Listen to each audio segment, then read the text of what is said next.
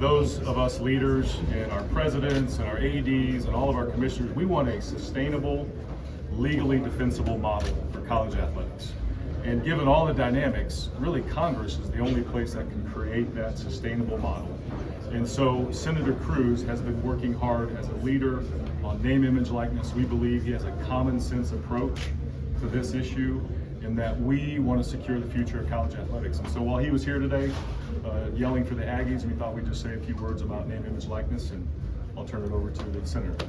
Well, Ross, thank you very much, and welcome everyone. Let me say first of all, thank you for the hospitality. A&M is an extraordinary institution, an extraordinary program, and I am proud to be cheering for the Aggies today. I was here 2 years ago when A&M played Alabama, and they were number one in the nation when they arrived, and they were not when they left. And that was an extraordinary game, and I'm looking forward to hopefully continuing the streak today with enormous Texas hospitality, but also putting up the W at the end of the game.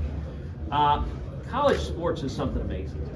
It's something that brings all of us together at a time when so many other issues divide us. There's so much partisan disagreement across the country. We're yelling at each other on so many issues, and yet on Saturday afternoon, on Sunday, we can come together and we can cheer for our teams, we can cheer for whatever sport it is.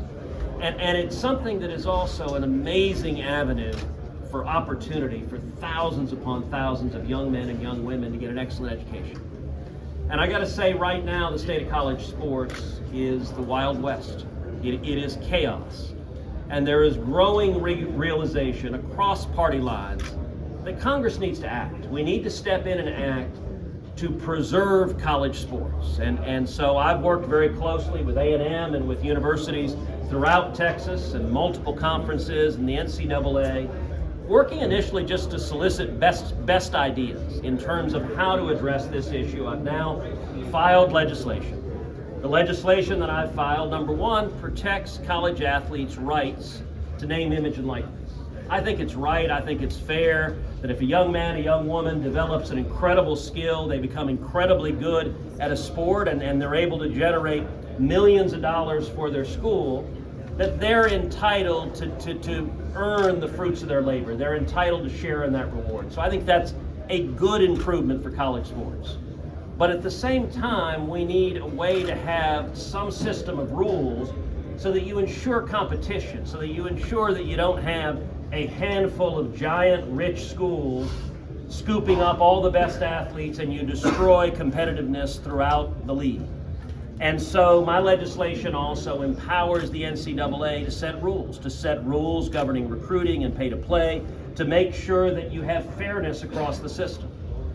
My legislation also makes clear that student athletes are not employees. There's ongoing legislation right now to treat student athletes as employees. I think that would be a terrible outcome for college sports. And I think one of the objectives we want to have here is not just ensure competitiveness across sports, but we want to focus beyond the Power Five and football and basketball. We want to protect smaller schools. We want to protect non-revenue sports, because thousands and thousands of young men and young women are getting an opportunity to get a great education, which they wouldn't have without an athletic scholarship. And so we need to make sure that any approach that comes in doesn't destroy non-revenue sports, doesn't harm smaller schools, and ensures that we have real competition. All right, with that, let's open up to questions. What makes you feel like your legislation or any legislation at this point will be able to make it out of committee, because it hasn't yet? So listen, it's a good question. The Committee of Jurisdiction is the Senate Commerce Committee. And I'm the ranking member on the Senate Commerce Committee, which means I'm the senior Republican on the Senate Commerce Committee. The Commerce Committee has jurisdiction over about 40% of the U.S. economy, including all issues concerning sports. My hope is that this bill will bring together bipartisan agreement, and it's an open question. I don't know if this bill will pass or not. In drafting it, what I've tried to do is listen to the stakeholders. We spent months sitting down with the stakeholders and trying to get ideas from everyone impacted from it. I can tell you, we've seen incredible support from the schools in Texas, from multiple conferences, for the bill I've introduced. A big question is going to be, can we get Democrats and Republicans to come together? And that's an open question right now. one of the divides, so there's multiple pieces of legislation that's been filed. One of the divides is who should have the power to set the rules. Some of the other bills create a new governmental agency or quasi-governmental agency and put the government in charge of college sports. I think that's the wrong approach. My bill instead uses the NCAA. Does the NCAA have its problems? Absolutely. But I think it's a heck of a lot better to have a member-driven organization that reflects the interest of multiple stakeholders in college sports rather than a government agency in Washington that would be unaccountable. And I got to say, God help us if we have politicians debating what's pass interference and what's not. That is not the job of politicians. We ought to leave college sports to those who do it and know it and are focused on it. And my hope is that we will see Republicans and Democrats willing to come together. That doesn't always happen in Washington. There are a lot of issues in which Republicans and Democrats are at each other's throats. I hope when it comes to college sports, there is a wide recognition that Congress needs to act. And the question is, will you see senators on both sides being willing to give, being willing to compromise, being willing to find common ground to get this done and to save college sports for the years going forward? Is there any receptiveness, or has there been any receptiveness to this idea, or are there a lot of members of Congress that would just like to do nothing? I mean, I know you've got your legislation in. Ross, you've talked to a lot of them. What is your gut feeling about this moving forward? So I have to say I have not heard any senators arguing for doing nothing. So in terms of what the right approach is, if someone believes that, they're staying really quiet. There are complicated issues to navigate. I can tell you I've had good and productive conversations with Maria Cantwell. She is the chairman of the Commerce Committee, and she's a Democrat. We haven't agreed on the entirety of the bill, but we've had very positive discussions. My team and her team are talking on a daily basis. I'm also having conversations with other Democrats engaged in the process. And the question is going to be, can we come together? Look, among Democrats, there are some that are proposing solutions that would result in college athletic programs getting sued like crazy and every college athlete becoming a union member. I think neither of those would be good outcomes for college sports. They wouldn't be good for athletic programs, and they wouldn't be good for students. You know, if a student athlete is an employee, there are a whole bunch of things that go with that. Employees can get fired. You know, you have a receiver who drops 3 passes and suddenly you're fired and your scholarship is gone. That is not a good outcome, and there are not a lot of student athletes that would be happy with that. If you're an employee, you've got wage and hour and overtime restrictions. The first time a coach has 2-a-days, and you get in there and say, nope, sorry, you got to be time and a half. You can't do this anymore. Look, I never got to play at the college level, but when I was in high school, I can't imagine my coach's expression at coming in and saying we're going to punch a time card. I think that's really antithetical to what college sports is all about. And one of the things to remember, look, fewer than 1% of college athletes are going to go on to the pros. So it's easy to focus on the big marquee name that's generating millions of dollars and that is a TV star. And there'll be people that go on to the NFL or the NBA and make a bunch of money. But 99% of college athletes, that's not going to be what they do for a living. That's not going to be how they pay their mortgage. But the skills they learn, the discipline to learn, the teamwork, the ability to win graciously and to lose and take it and be a good sport, all of those are skills that can transform a young man or young woman's life. And for a lot of these kids, without the chance of an athletic scholarship, they would never have a chance to get a college education. And so I think it is really important that we preserve that for the full breadth of the kids. And my hope is that we'll see Democrats and Republicans being willing to work to common ground. We're not there yet, but I've got optimism on it. Senator Cruz, I think it was about 3 weeks ago that you put it about 60-40 that Yeah. Congress would be able to pass something. What we've seen happen since there, especially in the House, is those still kind of the same odds? Has it gotten worse? You know? So I would still put it about 60-40. Listen, the House, you've got chaos right now in leadership elections. That'll get resolved. I think we'll get a Speaker of the House next week, and they'll work through this. If we pass this legislation, I think the legislation is going to come from the Senate. It's going to come from the Senate Commerce Committee.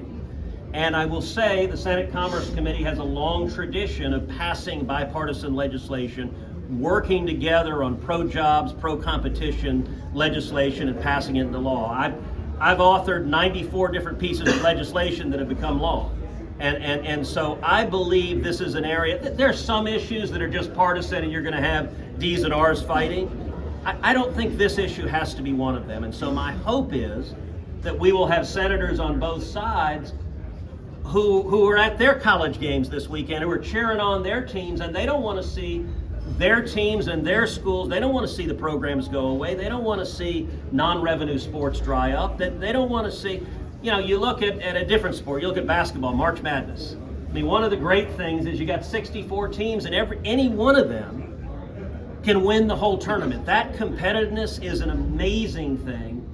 And at a time when there's so many things that divide us, I hope we can preserve sports that brings us together. There's, in several of the bills, there's portions that are healthcare initiatives. I know, I'm not sure that's part of yours, but what was some of the feedback and why you didn't have that in there? So look, I fully expect healthcare to be an element of what's discussed and in the bipartisan negotiation. I think it depends on the circumstances. For a Division I school, a big program that's generating millions of dollars, that's one thing, and you've already got the provision for that in those circumstances.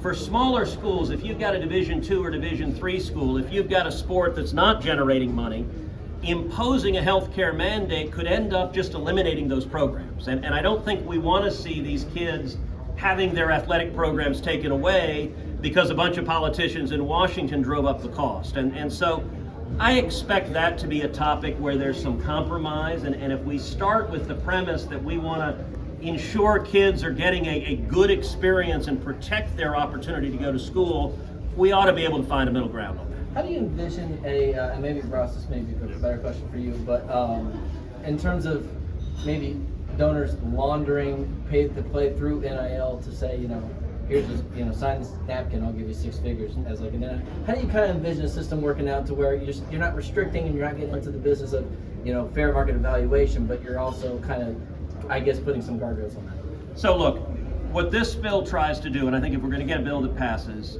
you can't try to address and solve every problem. What this bill tries to do is set up a framework to empower the NCAA to address those issues. We want to have fairness that applies across the board, and transparency. So one of the elements of this bill is transparency on reporting for a school what NIL rates are paying, so that a kid, you have a 17, 18, 19-year-old kid who has no idea what the market will bear, what is a fair market price. There's a real potential for those kids to get taken advantage of. Another element of my bill is a provision for registering of agents, because if you suddenly again have 17 and 18-year-old kids making millions of dollars, you have a real potential for unscrupulous players to come take advantage of those kids. And so having a process to register agents where they're working on behalf of their clients and not trying to take advantage of them, I think that's an improvement that can benefit the system. Ross, did you have thoughts? No, that's exactly right. And that's the thing. So we're playing Alabama today. Alabama has no state law around NIL. Texas has a very robust state law around NIL that allows the universities to be involved. So that's why we need a uniform standard, so there can be a central repository, there can be a database, there can be clarity around here's the structure, and everybody plays by the same rules. That's what we have to get to. And I will say one interesting thing about the Texas legislation. So the state legislature passed NIL legislation, and it put explicitly in the bill a call on Congress that the state of Texas wants Congress to legislate, that there needs to be a federal solution for this. I don't know that I've ever seen a state law ask Congress to get into the issue, but you don't want to have a situation where you got 50 states all fighting with each other in their state legislatures for their schools to have an advantage over other schools. That doesn't make sense if you want real competition across the country, and that's why I think there's a need for Congress to act, and I hope my colleagues agree. All right. Go ahead. You mentioned not being able to fit everything into one bill, but when you're speaking to stakeholders beforehand, particularly athletes, what were the keys that they wanted to be covered as soon as possible, and how did you try and address them? Look, there are a variety of interests and approaches. What we tried to do, we started with protecting the NIL rights of the athletes, which I think I think it's a much more fair system. If you have young athletes who's developed amazing skills and skills that can produce enormous sums of money, it's not fair for that athlete not to be rewarded and rewarded handsomely. Particularly, you're a star quarterback, you've got millions of dollars in your future, and then one linebacker hits you on the side of the knee, that whole thing can go up in flash. And so the risk to the athletes wasn't fair. And so I think protecting their right to earn the fruits of their labor is a very common sense approach, but ensuring that it happens in a context that also preserves the competitiveness of college sports, I think that's the right balance. And it's going to have to be a trade-off between the stakeholders. And if the NCAA has this authority, they'll be making that trade-off as well. And they'll be listening to competing claims and having to balance them to protect everyone involved. All right, thank you guys.